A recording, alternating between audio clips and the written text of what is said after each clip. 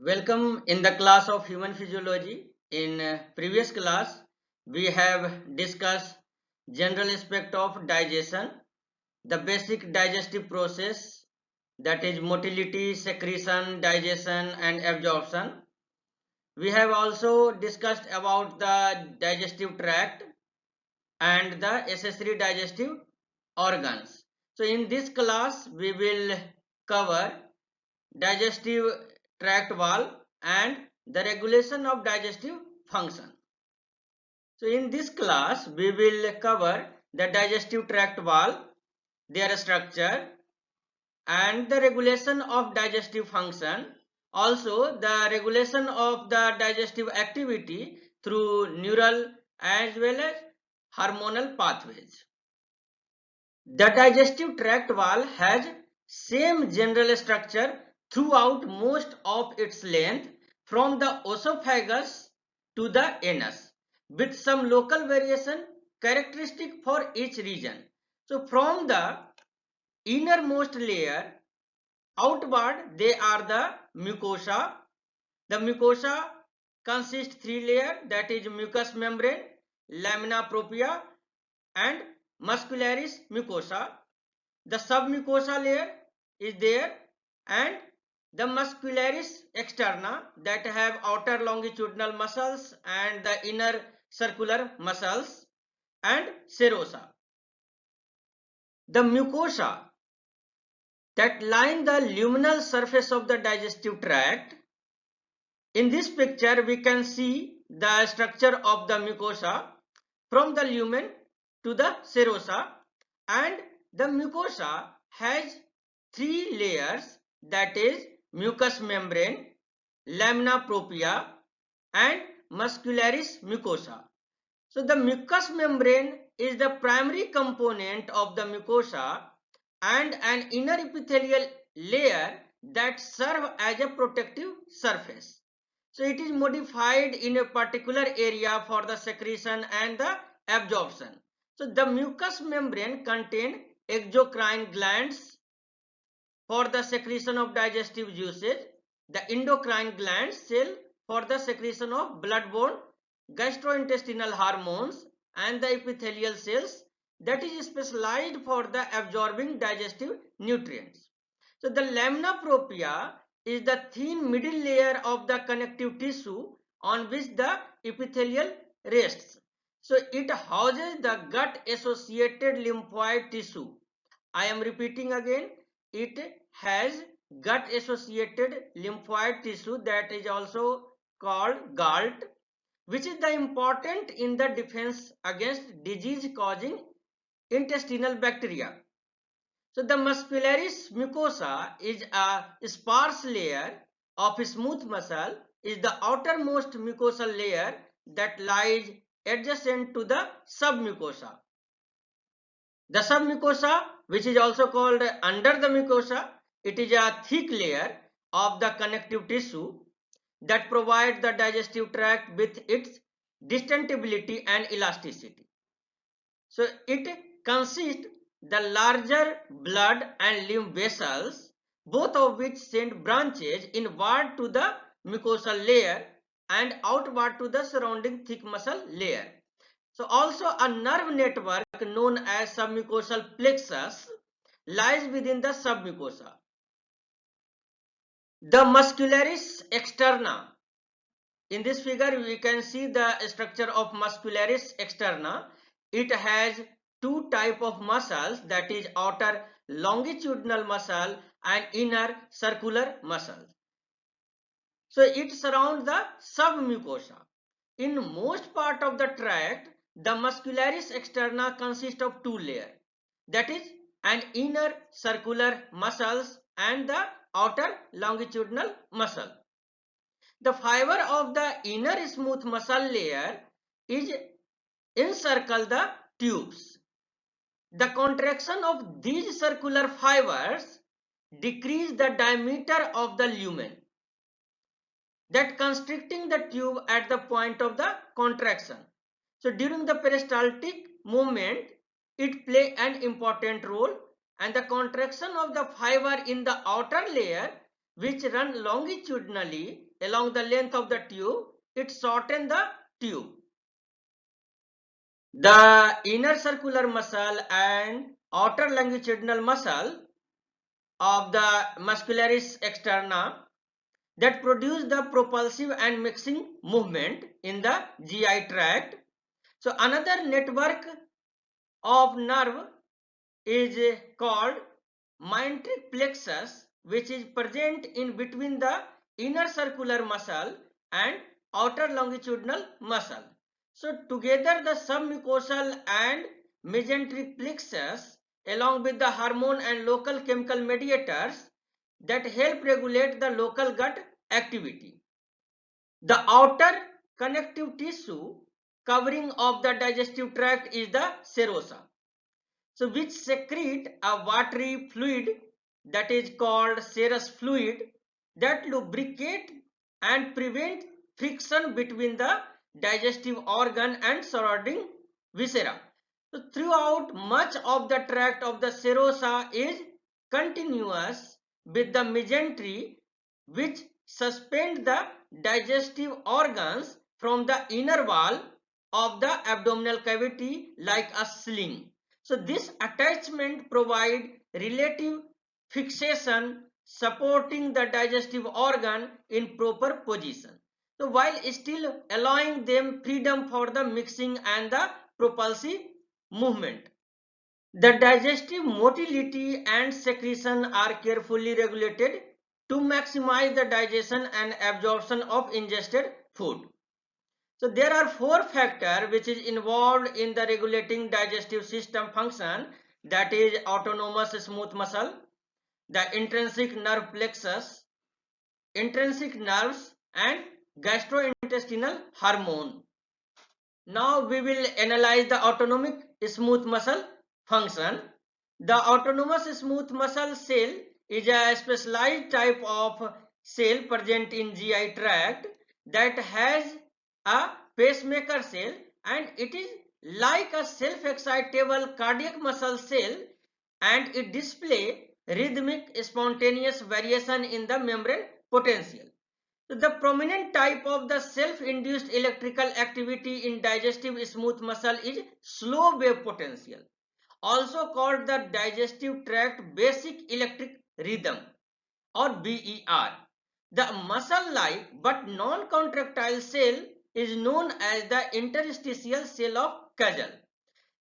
It is the pacemaker cell that instigates cyclic slow wave activity in the GI tract, and this pacemaker cell lies at the boundary between the longitudinal and circular smooth muscle layer.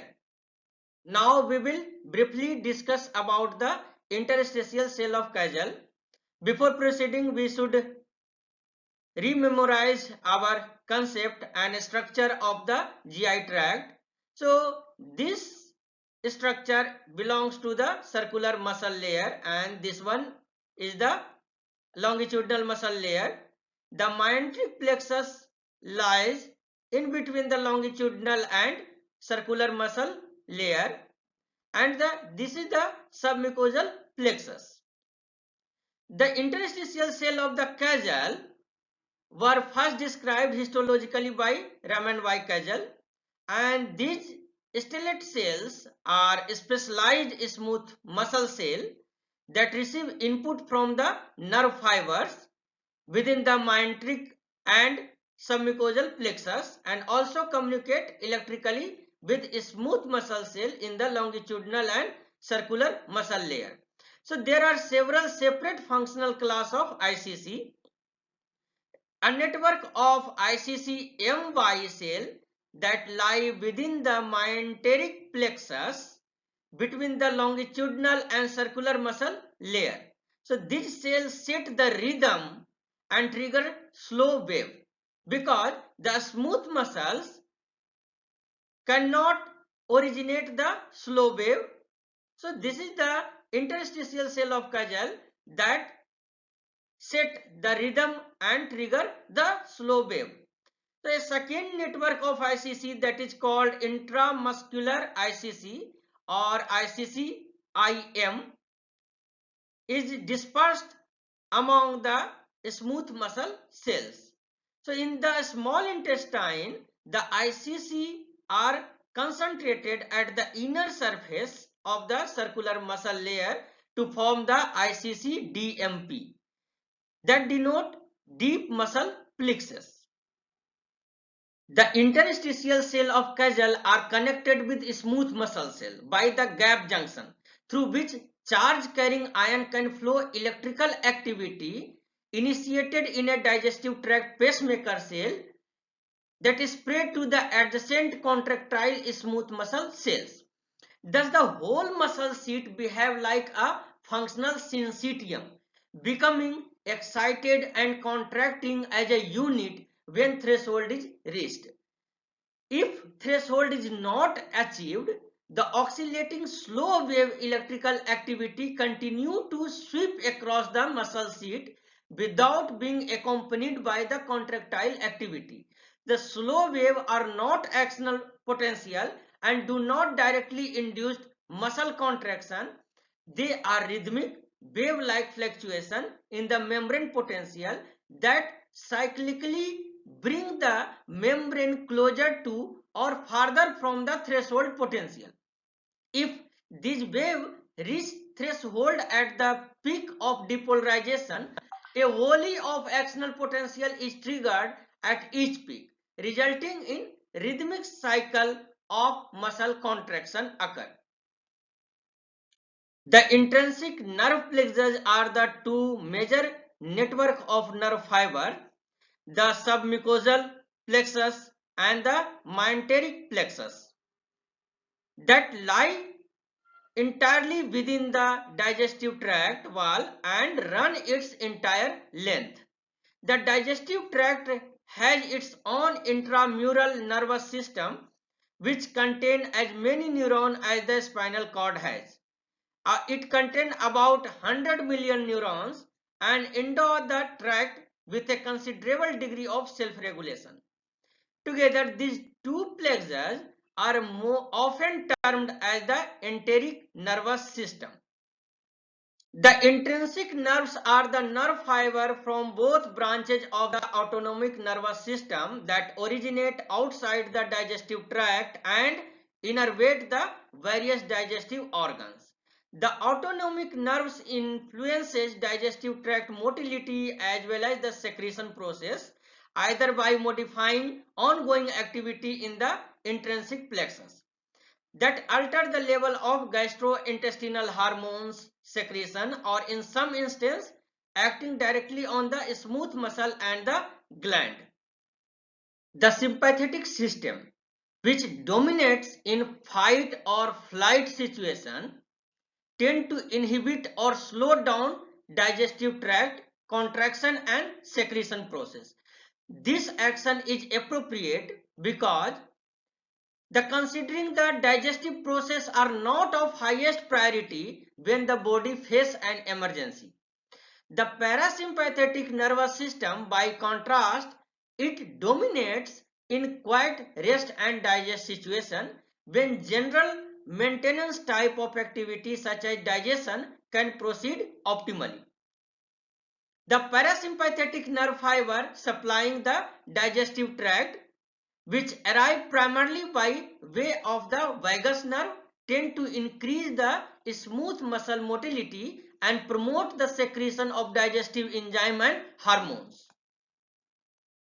The postganglionic parasympathetic nerve fibers are actually a part of intrinsic nerve plexus, and they are acetylcholine secreting output neurons within the plexus. The autonomic nerves, that is vagal nerve, can be discretely activated to modify only digestive activity.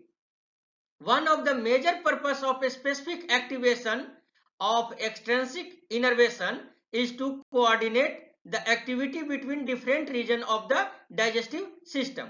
So for example, the act of chewing food reflexively increase not only salivary secretion but also stomach, pancreatic and liver secretion via the vagal reflexes in anticipation of the arrival of the food. Now we will briefly discuss about the endocrine gland, which are present in the GI tract. The endocrine gland are tucked within the mucosa of the certain region of the digestive tract, and on appropriate stimulation it releases the hormone into the blood. These gastrointestinal hormones are carried through the blood to other area of the digestive tract, where they exert either excitatory or inhibitory influence on the smooth muscles and exocrine gland cells. Surprisingly, many of these same hormones are released from the neurons in the brain, where they act as neurotransmitter and neuromodulator. So during the embryonic development, actually certain cell of the developing neural tissue that migrate to the digestive system, where they become the endocrine cells. The digestive tract wall that contain three type of sensory receptor that respond to local changes in the digestive tract. There are three type of receptor which is present in GI tract, that is chemoreceptor. It is sensitive to the chemical component within the lumen. The mechanoreceptor, which is actually a pressure receptor, that is sensitive to stretch or tension within the wall of GI tract. The osmoreceptor is also present in GI tract, that is sensitive to the osmolarity of the luminal content. The stimulation of these sensory receptor of digestive tract wall can elicit the neural reflexes and the secretion of the hormone in the GI tract, and that alter the level of the activity in the digestive system effector cells. The effector cells include smooth muscle cells for the modifying motility, the exocrine glands for controlling the secretion of digestive juices, and the endocrine glands for varying secretion of the gastrointestinal hormones. Now we will understand about the how receptor activation, which is present in GI tract, that can alter the digestive activity. Actually, the receptor activation may bring two types of neural reflexes, that is short reflexes and long reflexes.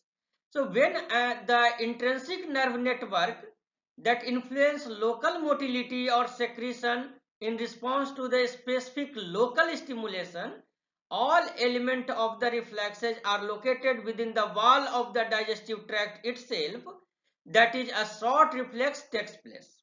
So because the autonomic reflex involve long pathway between the central nervous system and digestive system, they are known as long reflexes. The gastrointestinal hormone are triggered directly by local changes in the digestive tract or by short or long reflexes. So in this figure, we can understand the short reflexes, long reflexes and hormonal pathway. Actually, the short reflexes is denoted by the blue line, the long reflexes is denoted by the green line, and hormonal pathway is denoted by the pink line. The local changes in digestive tract can stimulate the receptor present in the digestive tract, and the external influence both can brings the long reflexes to the extrinsic autonomic nerves. The extrinsic autonomic nerve that can bring the long reflexes to the smooth muscle that create the motility, the exocrine gland cell that secrete the digestive juices, and the endocrine gland cell that secretes the gastrointestinal and pancreatic hormones. The short reflex begin when a local change in digestive tract happen and that stimulate the receptor in digestive tract that bring a short reflex to the intrinsic nerve plexus, and that can alter the activity of a smooth muscle, exocrine gland cell and the endocrine gland cell. The hormonal pathway initiate when a local change in digestive tract happen and that can stimulate the receptor in digestive tract.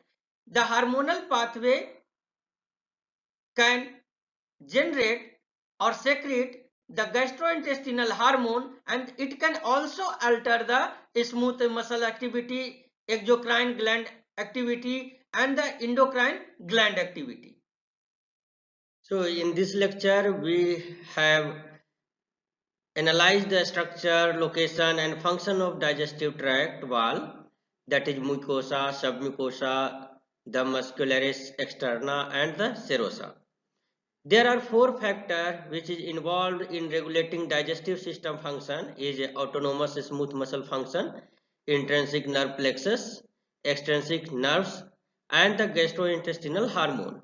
So we have also study and understand about the activation of GI tract receptor, that is chemoreceptor, mechanoreceptor and osmoreceptor, that alter the digestive activity. Now I am giving you some question for your homework. So you just answer this question. First is the discuss the function of muscularis externa. Second, to describe the structure of GI tract wall. Third question is about for the to explore the three type of sensory receptor that respond to the local changes in the digestive tract. And fourth question, you have to explain the type and function of interstitial cell of Kegel. You have to examine the enteric nervous system. This is the references which I have listed here.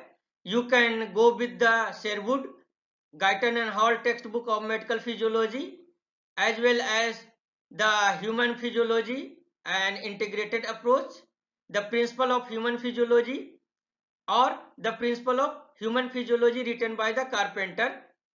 Thank you for the listening, and I am cordially inviting you for join in the next lecture of the human physiology. Thank you very much.